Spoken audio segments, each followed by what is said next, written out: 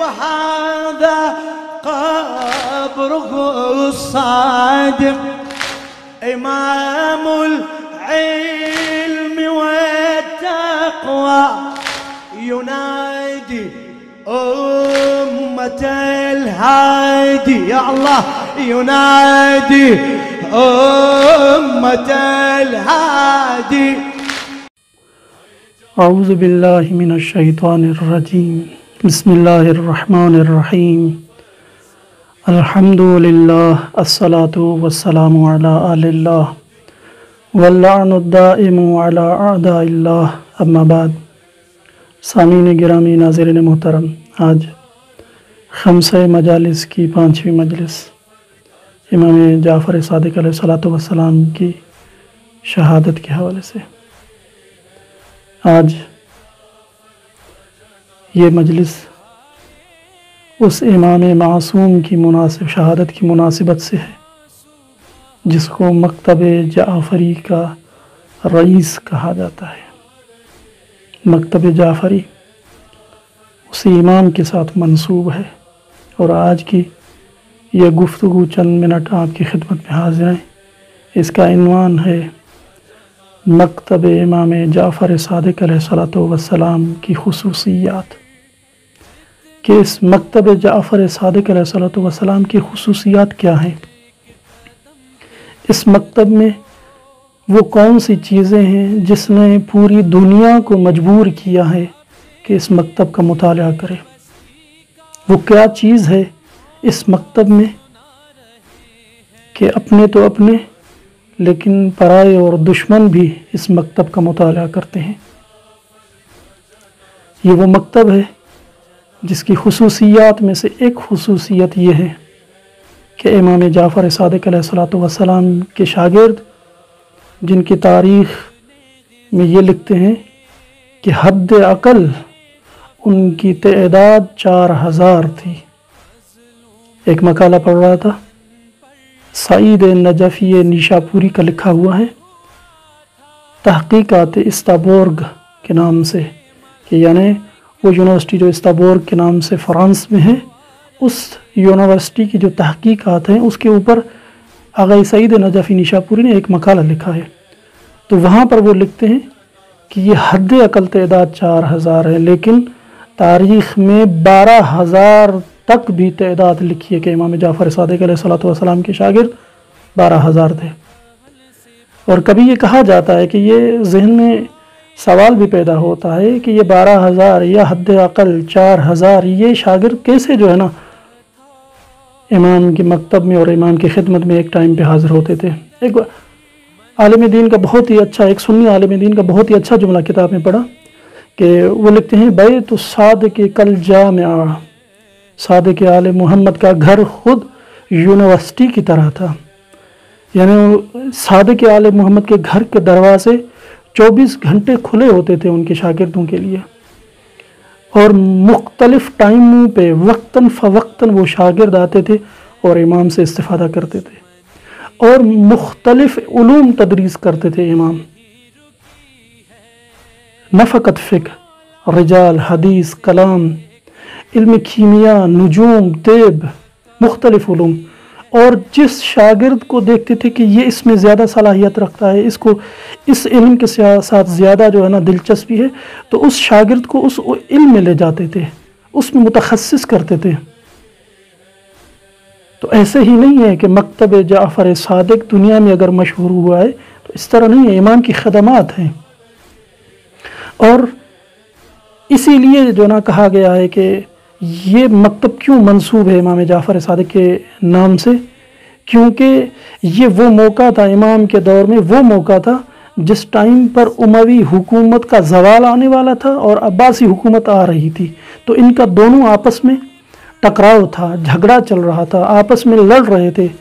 تو امام نے اس فرصت کو غنیمت سمجھتے ہوئے علوم آل محمد کو نشر کرنا شروع کیا کہ دشمن اپنے کاموں میں مصروف ہے، ہم اپنے کام کریں. اور اسی فرصت سے استفادہ کرتے ہوئے اپنے شاگردوں کی تربیت کی کہ ایسے شاگرد جن کے اوپر امام فخر کرتے ہوئے بولتے ہیں اور بیان کرتے ہیں کہ جس طرح ابو حمزہ صومالی ہے، امام اس کے بارے میں فرماتے ہیں کہ یہ ابو حمزہ صومالی اپنے دور کا سلمان ہے، یہ کوئی کم بات نہیں ہے۔ یا ابو بصیر کے لیے امام جعفر صادق علیہ السلام فرماتے ہیں کہ یہ ابو بصیر اور محمد بن مسلم جیسے اگر نہیں ہوتے تو میرے بابا کی احادیث ختم ہو جاتی، میرے بابا کا مکتب ختم ہو جاتا۔ یہ ایسے نہیں ہے۔ اگر مناظرات امام کے شاگرد کرتے ہیں تو امام کے پاس جب کوئی دشمن آتا ہے یا کوئی مناظرہ کرنے کے لیے آتا ہے تو کہتا ہے میں آپ سے مناظرہ کرنا چاہتا ہوں، لیکن امام فرماتے ہیں تم میرے اس شاگرد کے ساتھ مناظرہ کرو۔ مثلا تمہیں علم کلام میں کرنا ہے، فلاں شاگرد کے ساتھ کرو، وہ کہتا ہے نہیں میں آپ سے مناظرہ کرنے آیا ہوں۔ امام فرماتے ہیں اگر تم نے اس کو شکست دے دی گویا کہ تم نے صادق کو شکست دے دی۔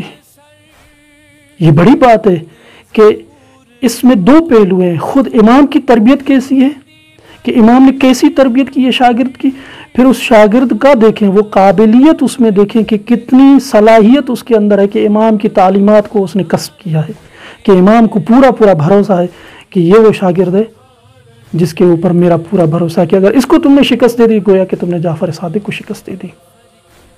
تو یہ وہ مکتب ہے جس کی یہ کوالٹیز ہیں کہ اس کے شاگرد ایک سے ایک ہے۔ آئیے ان کے شاگردوں کے حوالے سے تھوڑی سی گفتگو کرتے ہیں کہ وہ کون کون سے خاص شاگرد ہیں امام کے مکتب کے۔ لکھتے ہیں کہ کچھ شاگرد ایسے ہیں جو فقہی ہیں، فقہ میں معروف تھے، جیسے ابان ابن تغلب۔ کہتے ہیں کہ یہ وہ شاگرد ہے امام کا جس نے امام باقر اور امام جعفر صادق خود اور امام سجاد کا دور بھی درک کیا تھا، اور اس نے 3 اماموں سے 30,000 احادیث نقل کی تھی۔ 30,000 احادیث، یہ کوئی کم بات نہیں ہے۔ اور اس کے لیے امام باقر علیہ السلام فرماتے ہیں، کہتے ہیں کہ اے ابان میں چاہتا ہوں کہ تم مدینے کی مسجد میں بیٹھ کر فتویٰ بیان کرو اور احکام الہی نقل کرو، اور میرا دل خوش ہوتا ہے کہ تم جیسے اس طرح کام کریں۔ یہ کوئی عام بات نہیں ہے۔ آج کل جو ہمیں یہ کہا جاتا ہے مکتب تشیع میں کہ امام کے نائب نہیں ہے، یا مثلا فتویٰ امام کے نائب کیسے نقل کرتے ہیں، یہ علماء کیسے فتویٰ نقل کرتے ہیں، یہ خود امام کے دور میں ہوتا تھا کہ امام اپنے ہی شاگردوں کو یہ بیان کرتے تھے کہ بھائی تم فتویٰ نقل کرو۔ ارے یہ الگ بات ہے کہ خود امام حاضر ہوتے تھے اس دور میں، لیکن ایسے جو امام ان پر فخر کرتا ہے کہ یہ اس طرح کے لوگ ہوں اور وہ بیٹھ کے مدینے کی مسجد النبوی میں بیٹھ کر فتویٰ نقل کریں۔ کچھ ہیں جیسے زرارت ابن اعین ہیں، یا ثابت ابن دینار ہے۔ ثابت ابن دینار وہی ابو حمزہ صومالی جس کے بارے میں آپ کے سامنے میں نے بیان کیا کہ امام جعفر صادق علیہ السلام بیان کرتے ہیں، کہتے ہیں کہ یہ اپنے زمانے کا سلمان ہے۔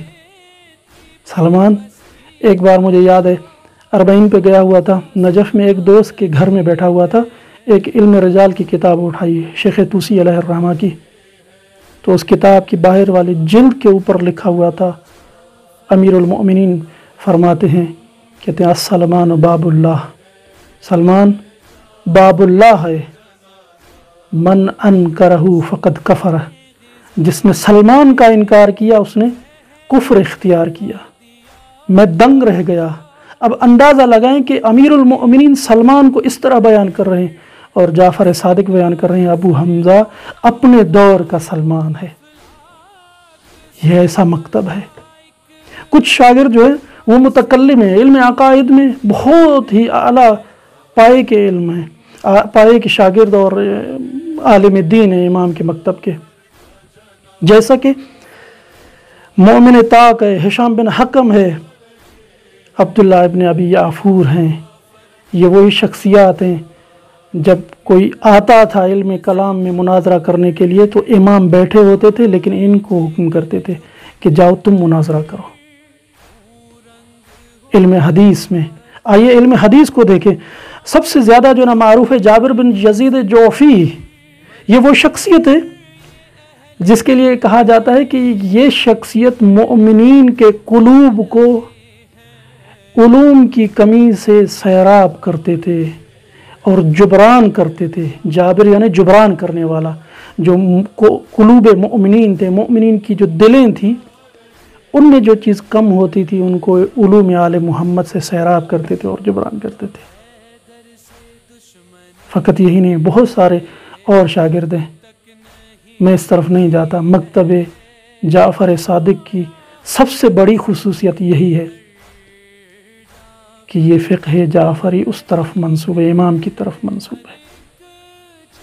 آئیے اس مکتب کو سمجھیں، اس مکتب کے شاگردوں کو سمجھیں، اس مکتب میں جو روشیں امام نے اپنائی ہیں اپنے شاگردوں کو تعلیم اور تدریس کے لیے، ان کو سمجھیں، اور خود ان شخصیات پر نگاہ کریں کہ امام نے ان کے بارے میں کیا کیا فرمایا ہے۔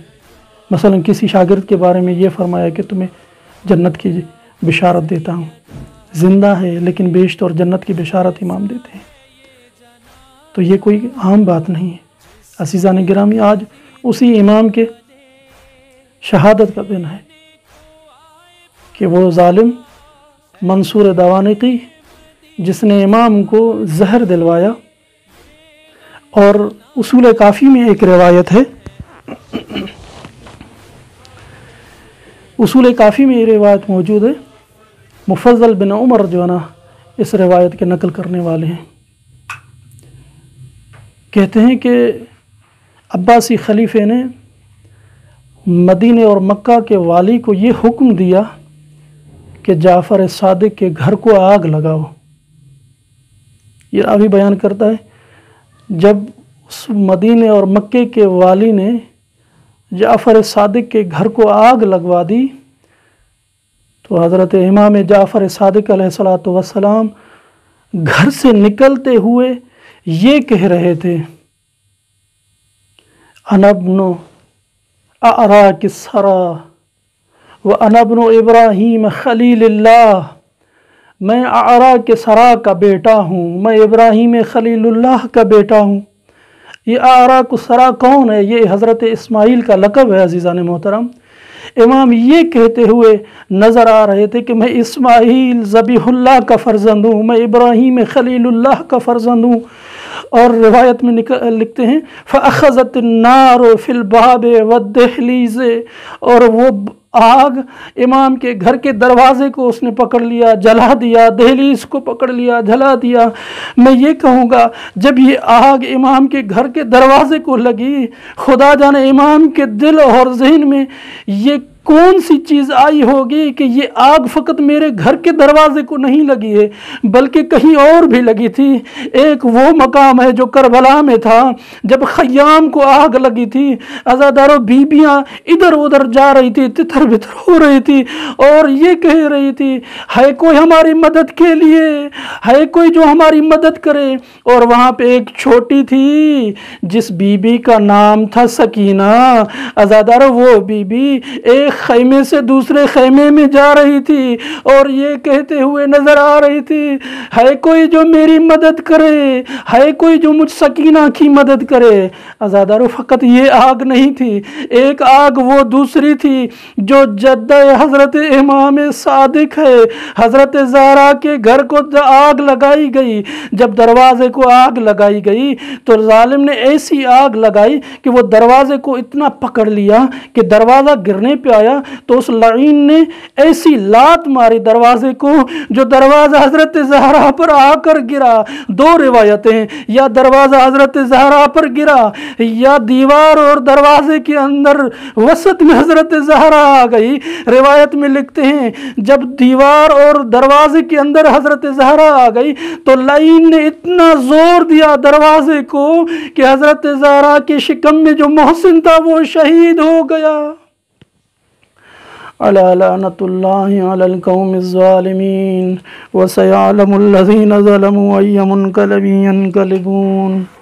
بار الہ محمد و آل محمد کے صدقے ہماری یہ قلیل ترین عبادت اپنی درگاہ میں منظور و مقبول فرما۔ مالک ہمیں حقیقی معنی میں سیرت آل محمد خصوصاً سیرت جعفر صادق علیہ السلام پر عمل کرنے کی توفیق عطا فرما۔ ہمیں حقیقی معنی میں مکتب جعفری کے پیروکار بننے کی توفیق عطا فرما۔ مالک اس دور میں مومنین اور مسلمانوں کے لیے جتنی مشکلات ہیں ان مشکلاتوں کو ختم فرما۔ مالک اس دنیا میں جتنے مومنین اور مسلمان پریشان ہیں ان کی پریشانیوں کو ختم فرما۔ مالک اس دنیا میں جتنے مومنین اور مسلمان اپنی عزت اور ناموس کے حوالے سے پریشان ہیں، خدایا ان کی عزت اور ناموس کو اپنی حفظ و امان میں فرما۔ مالک محمد و آل محمد کے صدقے اپنی 12ویں حجت امام زمانہ علیہ الصلوۃ والسلام کے ظہور میں تعجیل فرما۔ ربنا تقبل منا انک انت سمیع الدعاء بحق محمد وعلی وفاطمۃ والحسن والحسین وتسعۃ المعصومین من ذریۃ الحسین علیہ السلام۔ اللہم صلی علی محمد وآل محمد وعجل فرجہم۔ وهذا قبره الصادق إمام العلم والتقوى ينادي أمة الهادي، يا الله ينادي أمة الهادي